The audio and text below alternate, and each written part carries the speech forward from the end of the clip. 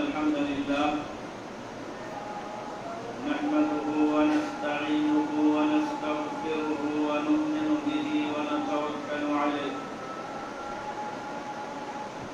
ونعوذ بالله من شرور أنفسنا ومن سيئات أعمالنا من يهده الله فلا مضل له ومن يضلل فلا هادي له وأشهد أن لا إله إلا الله وحده لا شريك له وأشهد أن محمدا عبده ورسوله الذي أرسله بالحق بشيرا ونذيرا وداعيا إلى الله بإذنه وسراجا منيرا أما بعد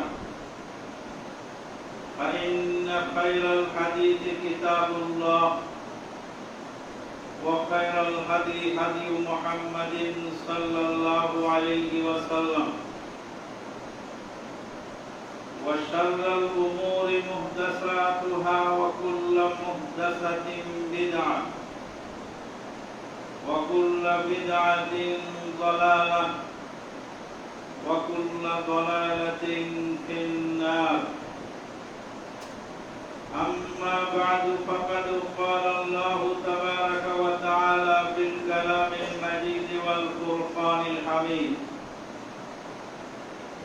يا أيها الذين آمنوا اتقوا الله حق تقاته ولا تموتن إلا وأنتم مسلمون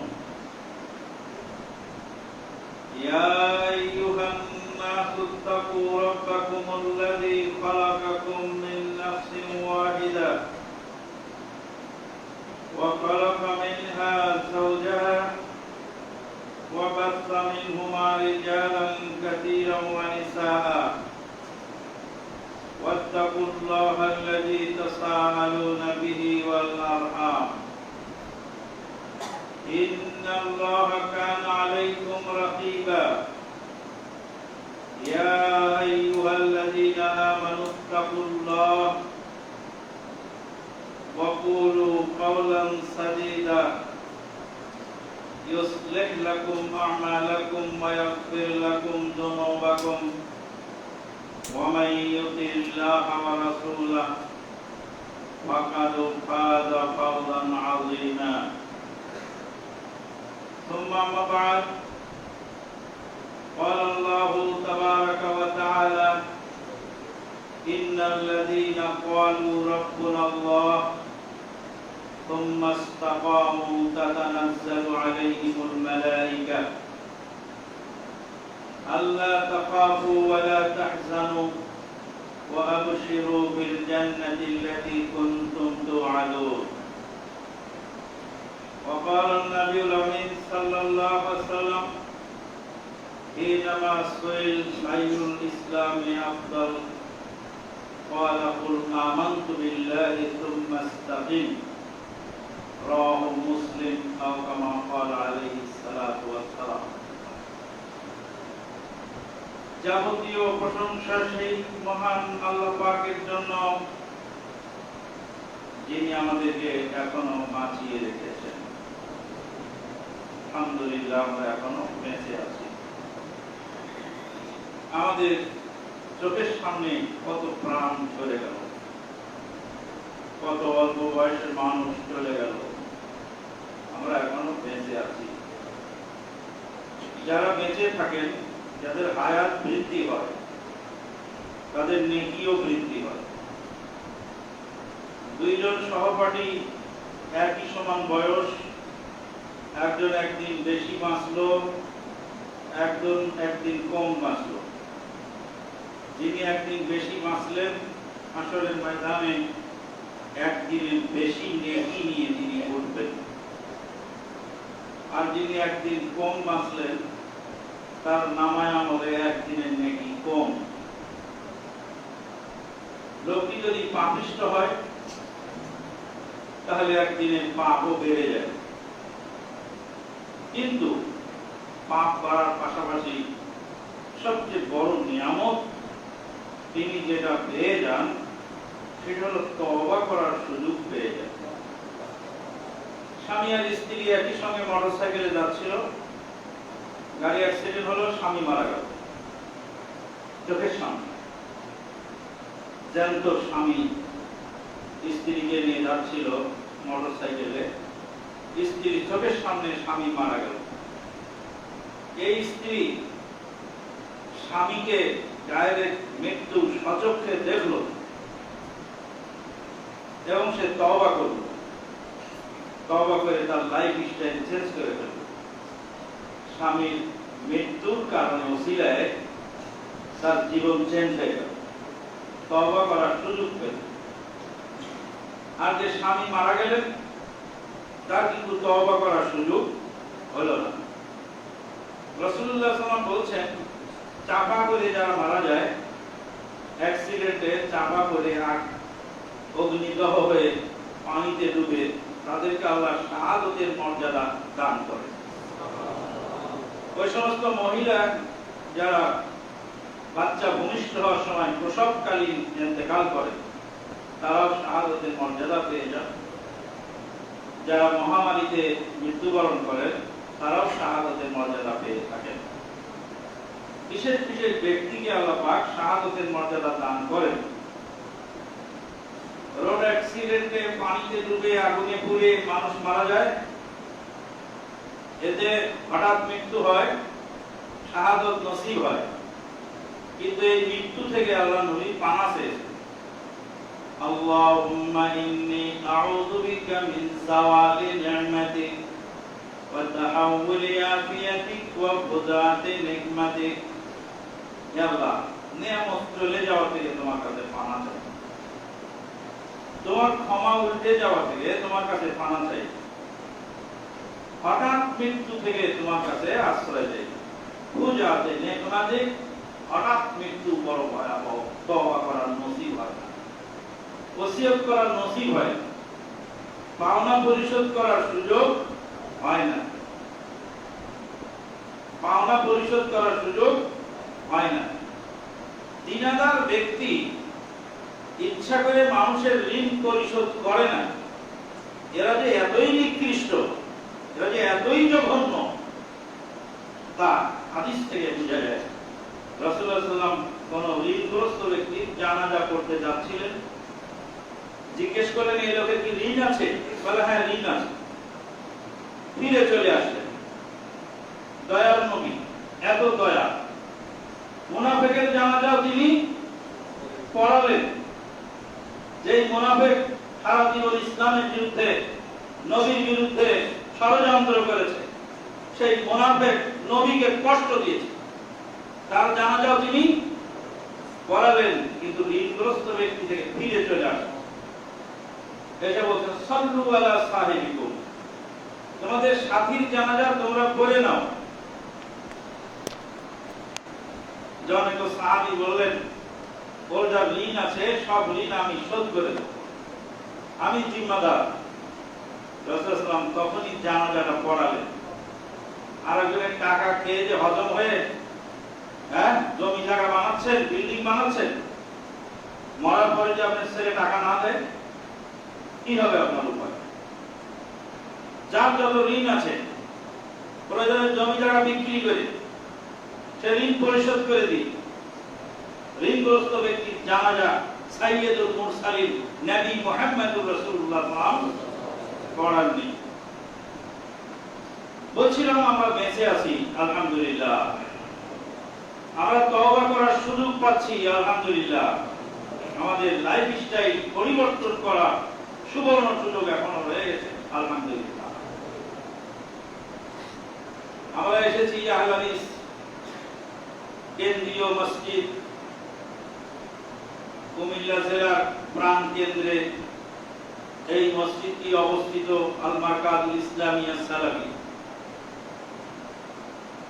আল মারকাজুল ইসলামিয়া সালাফি কমপ্লেক্সের আহলে হাদিস জামে মসজিদে আমরা সালাত আদায় করছি, আলহামদুলিল্লাহ। বহু মানুষ আজকে জুমার সালাত আদায় করবে। মসজিদের মধ্যে এসি লাগানো, কোটি টাকার মসজিদ, আর খতিবের বেতন লাখ লাখ টাকা।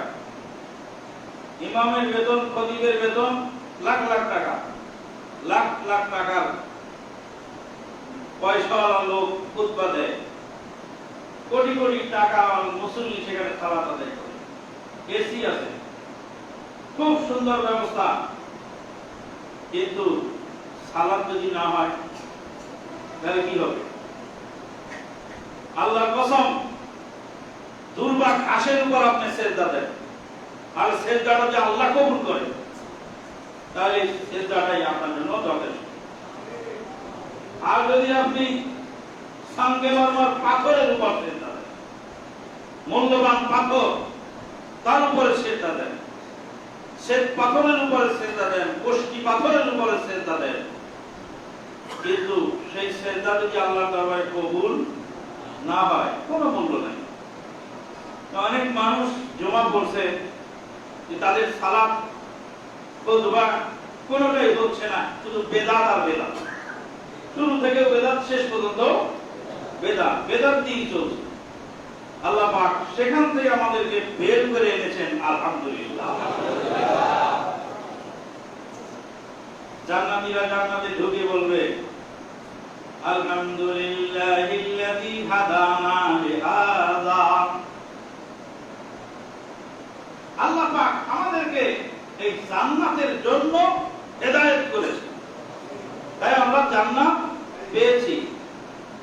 আল্লাহ যদি আমাদেরকে হেদায়েত না করতেন, তাহলে আমরা জাহান্নামের তৈরি হতাম। আমি কাউকে জান্নাতের সার্টিফিকেট, জাহান্নামের সার্টিফিকেট দিতে আসিনি, এটা আমাদের কাজ নয়। বলছি জান্নাতের কাজ যিনি করেন, তাকে আল্লাহ পাক কি করেন? তৌফিক দান করেন। আল্লাহর তৌফিক ছাড়া সেটা সম্ভব নয়। আলহামদুলিল্লাহ। দরুদ ও সালাম বর্ষিত হোক নবী মুহাম্মদুর রাসূলুল্লাহ সাল্লাল্লাহু আলাইহি ওয়াসাল্লামের প্রতি, যিনি উম্মতকে প্রত্যেকটা ছোট বড় সব কাজ শিখিয়ে গেছেন। কিয়ামত পর্যন্ত যত রকমের ফিতনা ফাসাদ আসবে, সমস্ত ফিতনা থেকে সতর্ক করে, এবং যত প্রকার কল্যাণকর কাজ আছে, সমস্ত কল্যাণকর কাজের নির্দেশ রাসূলুল্লাহ সাল্লাল্লাহু আলাইহি ওয়াসাল্লাম তার উম্মতকে শিখিয়ে দিয়েছেন। রাসূলুল্লাহ সাল্লাল্লাহু আলাইহি ওয়াসাল্লাম বললেন, ইশফাউ তুজাবু, সুপারিশ করো তাহলে তোমাদেরকে পুরস্কার দাও। সুপারিশ করো। সুপারিশ কিভাবে করি আমরা? আমাদের সুপারিশ চলে উল্টা দিকে, সোজা সুপারিশ চলে না। উদাহরণ দিলে ক্লিয়ার হয়। বিকালবেলা সন্ধ্যার সময় এক লোক কিছু মাছ ধরে এনেছে, নদীর মাছ। শীতের দিন, বেলা ডোবে ডোবে ভাব, এই কনকনে শীতের মধ্যে নদীতে ডুবিয়ে ডুবিয়ে কিছু মাছ ধরে এনেছে। মাছগুলির দাম 150 টাকা। 150 টাকা হলে একটু কষা কষা হয়, আর 200 টাকা হলে একটু বেশি হয়। দেখুন, মাছওয়ালার দাম চাচ্ছে 200, আর ক্রেতার দাম বলছে 150, আর দোকানের পর সব লোক বসে বলছে, দে দিবে, দে, হ্যাঁ বেটা দে। 200 টাকা 150 টাকা দাম বলছে, আর স্যার বলছে, তুই টাকা চিনলি, মানুষ চিনলি না। ভাগ্য করবে আমি ওখানে বসা। তাহলে আপনি সুপারিশ করলেন গরিবের পক্ষে না ধনীর পক্ষে? ধনী লোকটাকে বললেন না, যেই গরিব লোকটা কনকনে শীতের মধ্যে কষ্ট করে মাছগুলি ধরে এনেছে। স্যার, আপনি তো অনেক পয়সার মালিক, এ বেচারা গরিব মানুষ, 200 টাকা দিলে দাম একটু বেশি হয়ে যায়, কিন্তু তাজা মাছ হিসাবে দেওয়ায় ক্ষতি নেই, দিয়ে দেন 200 টাকা। একটা লোক বললেন না, এই গরিব দুঃখী এই মাছ ধরা লোকের পক্ষে, সবাই বললেন স্যারের পক্ষে। সুপারিশ তো আমরা করি সবাই, কিন্তু সুপারিশ তো জায়গা মতো হয় না। যেখানে করা দরকার সেখানে আমরা করি না। রাসূলুল্লাহ সাল্লাল্লাহু আলাইহি ওয়াসাল্লাম উম্মতকে শিখিয়ে গেলেন সব কল্যাণকর কাজ। আপনি ভালো কাজ করেননি, ভালো কাজের সুপারিশ করে সমপরিমাণ নেকি পেয়ে গেলেন। আল্লাহু সকালবেলা ফজরের সময় মুয়াজ্জিন কনকনে শীতের মধ্যে এসে লেপ কাঁথা ফেলে দিয়ে ঠান্ডা পানি দিয়ে উযু করে আপনার মসজিদে আযান দিলেন। আযান দিয়ে কি নেকি পেলেন? আল্লাহর নবী সাল্লাল্লাহু আলাইহি ওয়াসাল্লাম বলেন, মুয়াজ্জিনের কণ্ঠস্বর যতদূর যায়, মুয়াজ্জিনের আযানের আওয়াজ যতদূর যায়, ততদূরের গাছপালা তরুলতা পাথর স্টোন গাছপালা তরুলতা জীবাণু কীটাণু ধূলিকণা বালু করা পর্যন্ত হাসরের ময়দানে মুয়াজ্জিনের পক্ষে সাক্ষ্য দেবে। এত বড় ফজিলত মুয়াজ্জিনের যে মুয়াজ্জিনের আওয়াজ যতদূর যাবে ততদূর পর্যন্ত সুপারিশ করবে সমস্ত জামাতাত নামাতাত। আল্লাহু আকবার, সুবহানাল্লাহি ওয়া বিহামদিহি, সুবহানাল্লাহিল আযীম। আযানের এত ফজিলত। আজকে আমার ছোট ছেলেটা আযান দিল এখানে মসজিদে। আযান শুনে আমি দোয়া করলাম, আল্লাহ তোর মায়ের কবরে শান্তি পৌঁছে।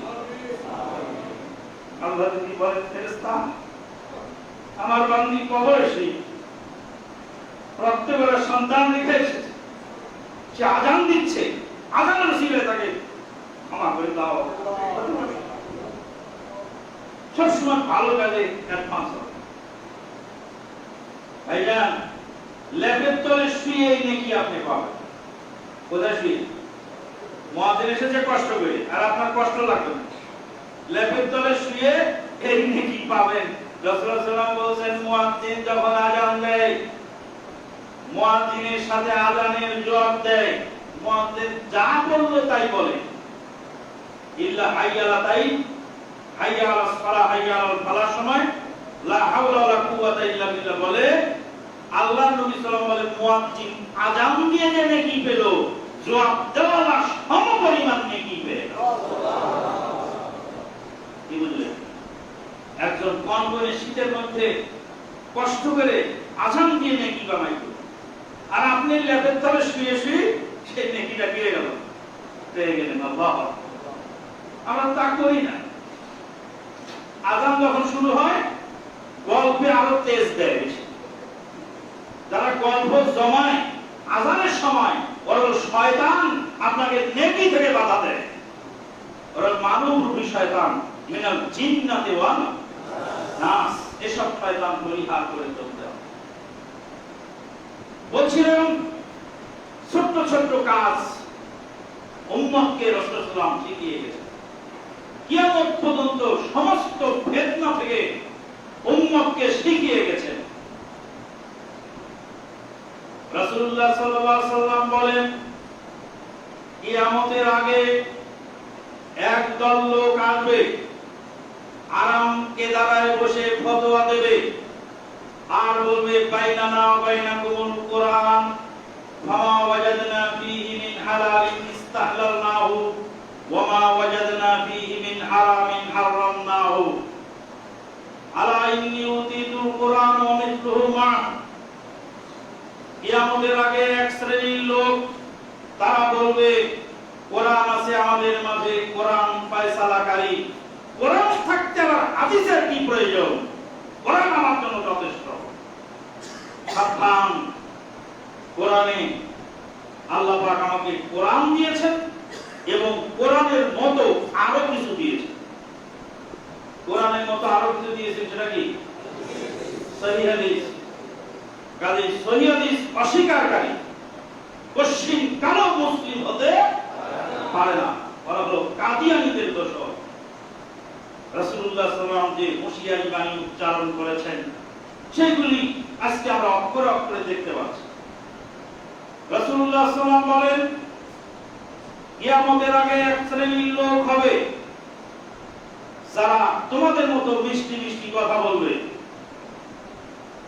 ইয়াতাকাল্লামুনা বিআলসিনাতিহিম আলসিনাতিকুম, তোমাদের মতোই তোমাদের ভাষায় কথা বলবে। ইখওয়ানুকুম মিন বানি জিলদাতিকুম, তোমাদেরই বংশের, তোমাদেরই ভাই বেরাদার তারা হবে। তাদের বয়স হবে কম, বুদ্ধি হবে হালকা। ভারত বয়স তাদের থাকবে না, বয়স হবে কম আর বুদ্ধি হবে হালকা। তারা ইসলামের বিরুদ্ধে কিভাবে ষড়যন্ত্রে লিপ্ত হবে তারা নিজেরাও বুঝতে পারবে। বিরাট লম্বা হাদিসে বিভিন্ন জায়গায় বিভিন্ন ভাবে বলে দিয়েছে। এখন আজকাল বর্তমান জামানায় সবচেয়ে বড় ফিতনা যেটা হয়েছে সেটা হলো ইন্টারনেটের ফিতনা। কে আলেম আর কে জালেম, কে শিক্ষিত আর কে অশিক্ষিত, কে জানে আর কে না জানে, মানুষের, সাধারণ মানুষের বোঝার ক্ষমতা নেই। জানাশোনা লোক তারাই যে কতক্ষণ পর্যন্ত হকের উপরে আছে সেটাও বোঝা বড় মুশকিল। এই জন্য আজকে আমার সংক্ষিপ্ত আলোচনার আলোচ্য বিষয় হলো হকের উপরে অটল থাকা। হকের উপরে অটল থাকা। হক জিনিসটা মানুষ খুঁজে পায়, কিন্তু সেটা ধরে রাখার লোকের সংখ্যা পরিমাণে খুবই কম, ছুটে যায়, হক থেকে বিচ্যুত হয়ে যায়। আউযু বিল্লাহি মিনাশ শাইতানির রাজীম। ইন্নাল্লাযীনা ক্বালু রাব্বুনাল্লাহু থুম্মা ইসতাকামু তাতানাজ্জালু আলাইহিমুল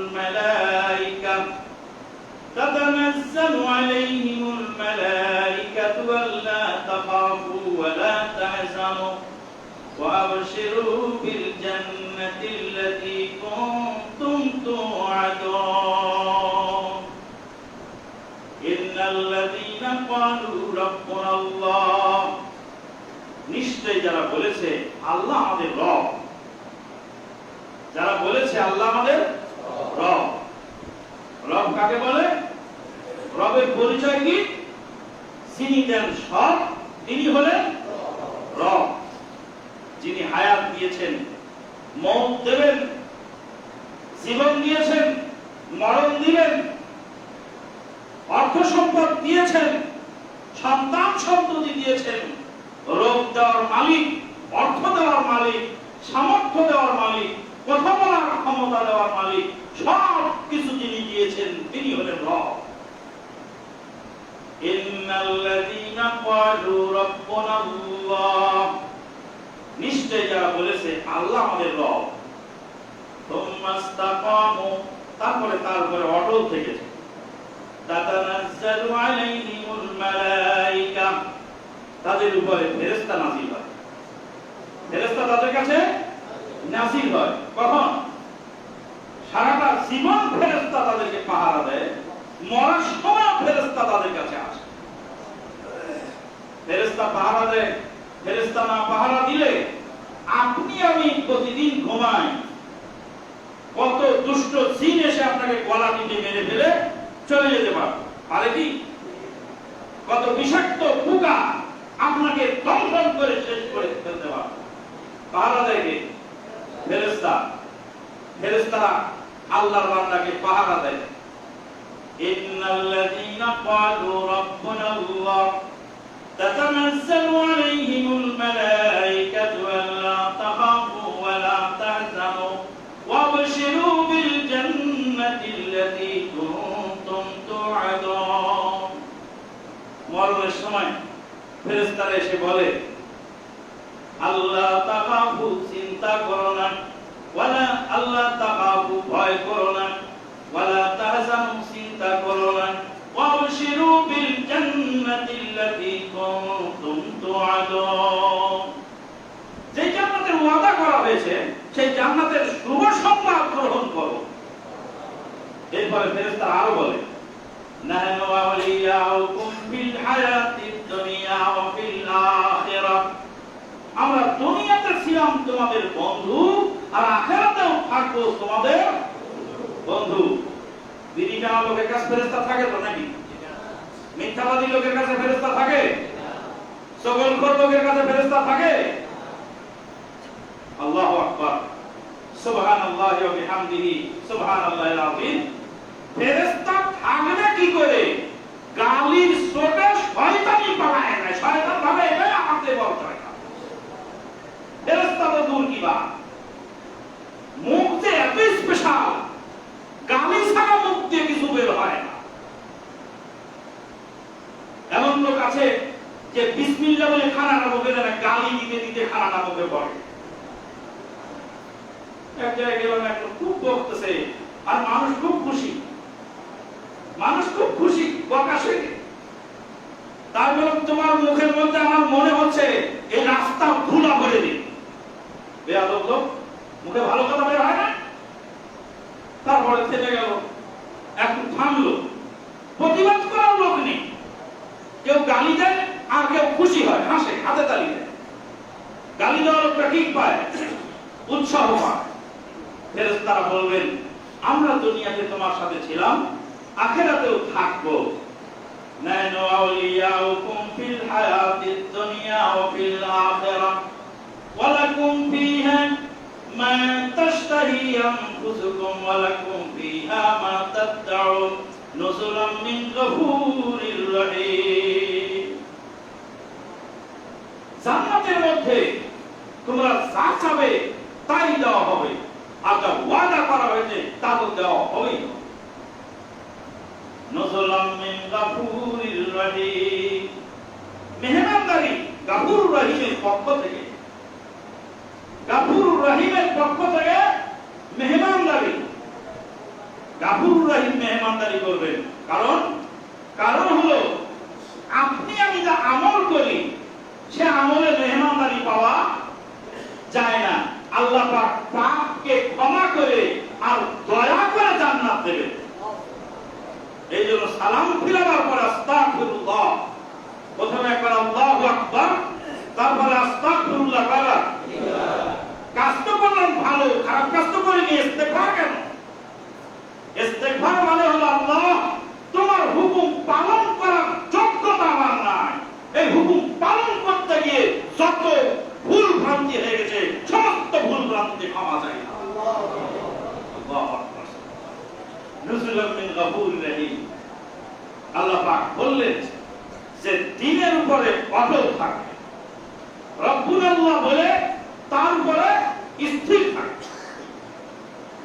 রাসূলুল্লাহ সাল্লাল্লাহু আলাইহি ওয়াসাল্লামকে যখন সাহাবী জিজ্ঞেস করলেন, হে আল্লাহর নবী, উত্তম ইসলাম কোনটি?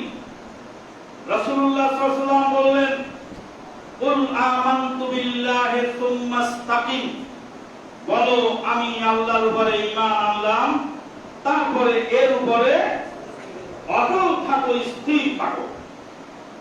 স্থির থাকার উপায় কি? ঈমানের উপরে স্থির থাকার উপায় কি? প্রথম উপায়, সেই উপায়টা হলো আল্লাহর দেওয়া তৌফিক। আল্লাহর দেওয়া তৌফিক। আল্লাহ তৌফিক না দিলে ঈমানের উপরে অটল থাকা সম্ভব নয়।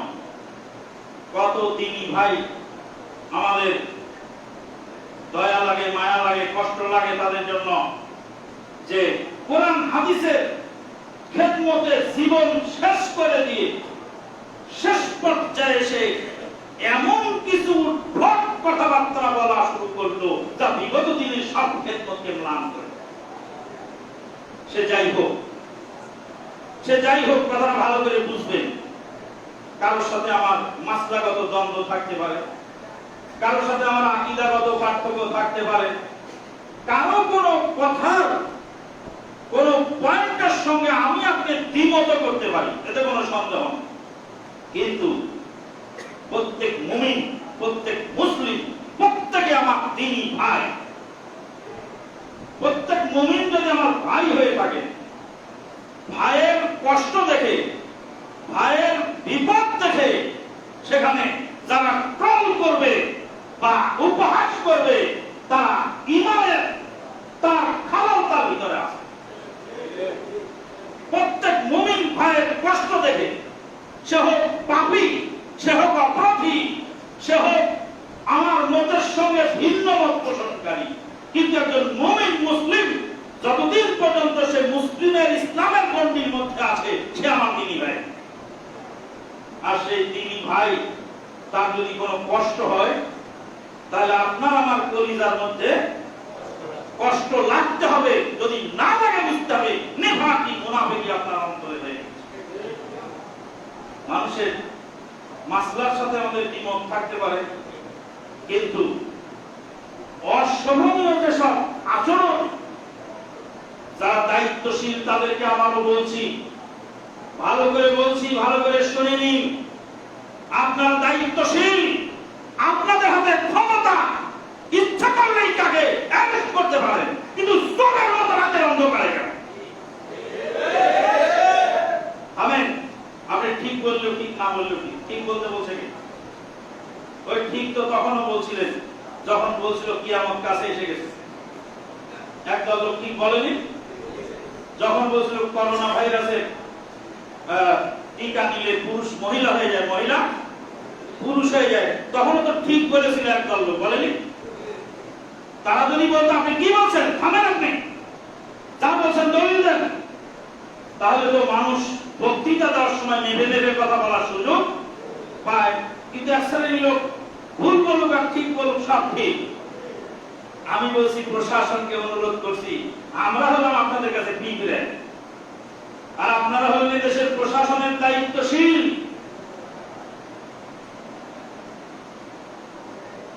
নষ্ট মহিলা জামিন পায়, নষ্ট মহিলার হাতে হাত করা করানো হয় না, আলামের হাতে হাত করা করানো। হৃদয়ের রক্তক্ষরণ।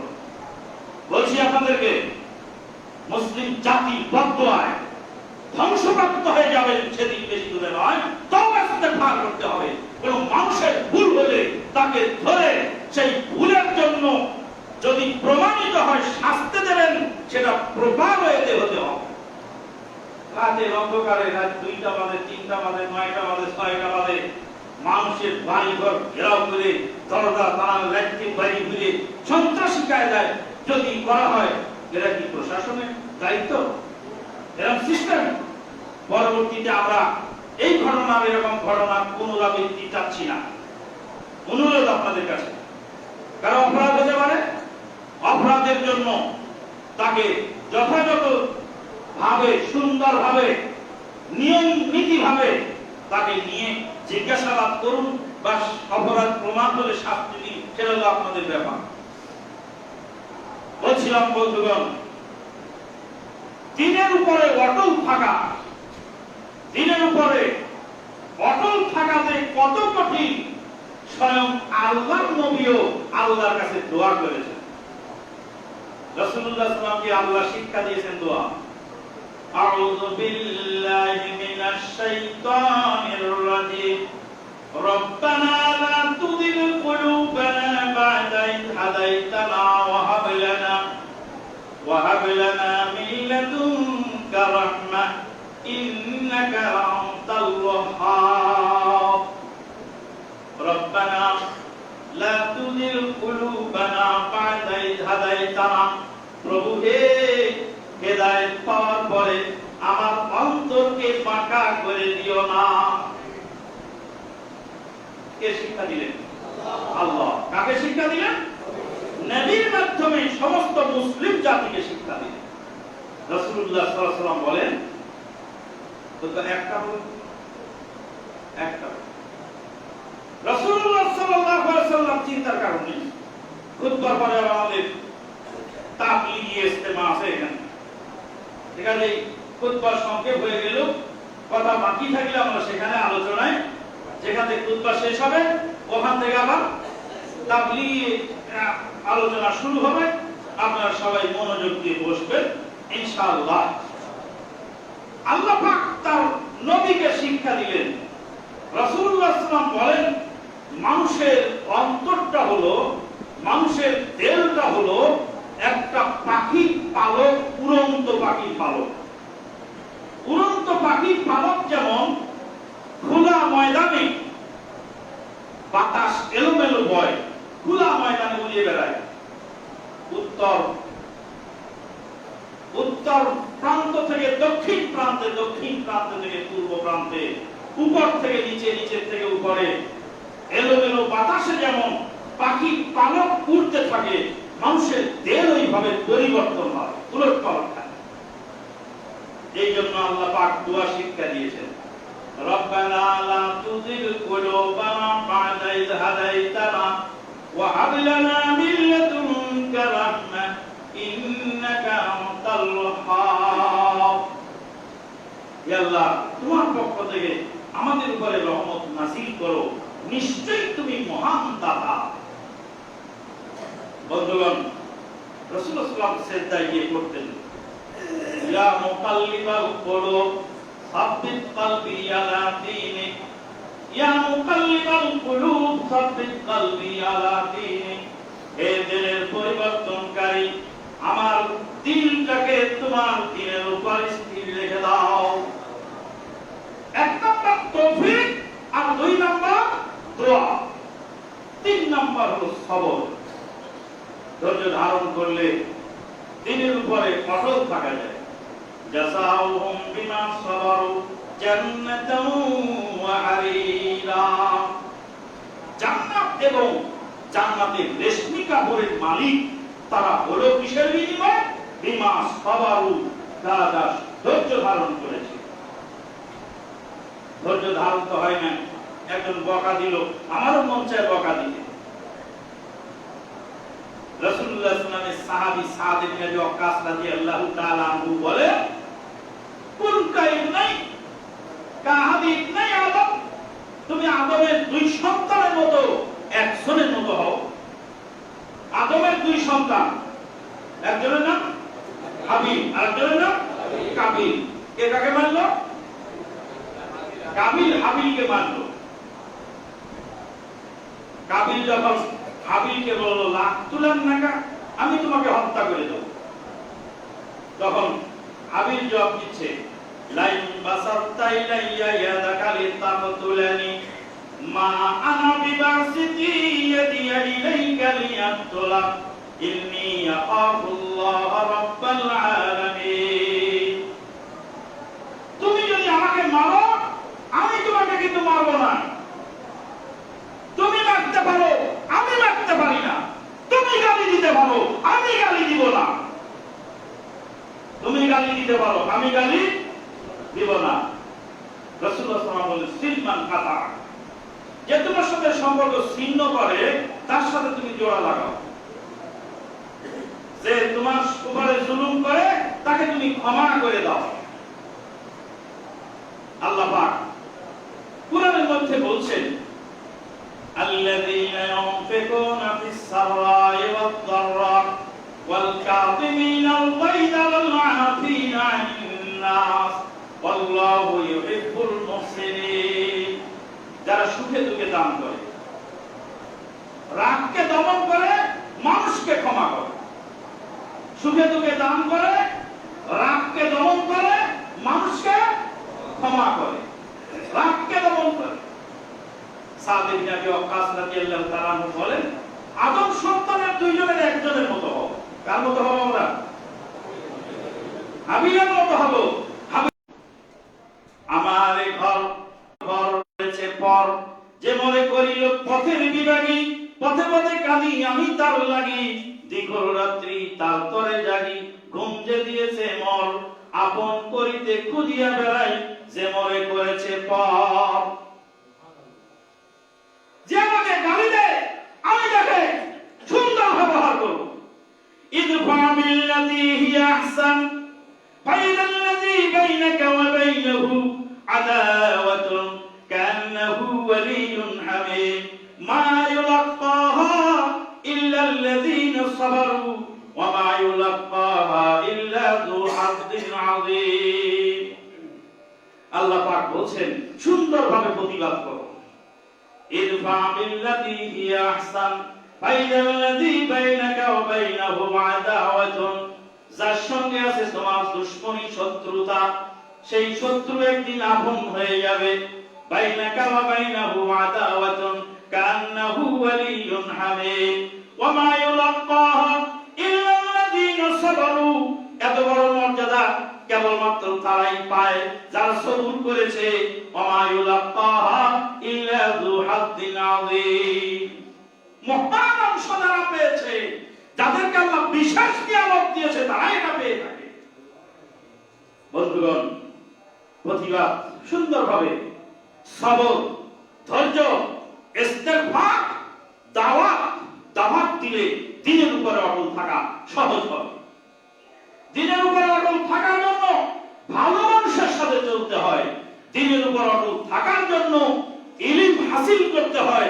কোনটা দ্বীন কোনটা দ্বীন নয় এটা বুঝতে হয়। ওয়া আখিরু দাওয়ানা আনিল হামদুলিল্লাহি রাব্বিল আলামিন। কষ্ট হয় গরমে? গরমে কথা আমার যদি না লাগে, গরম তো আপনার লাগবে।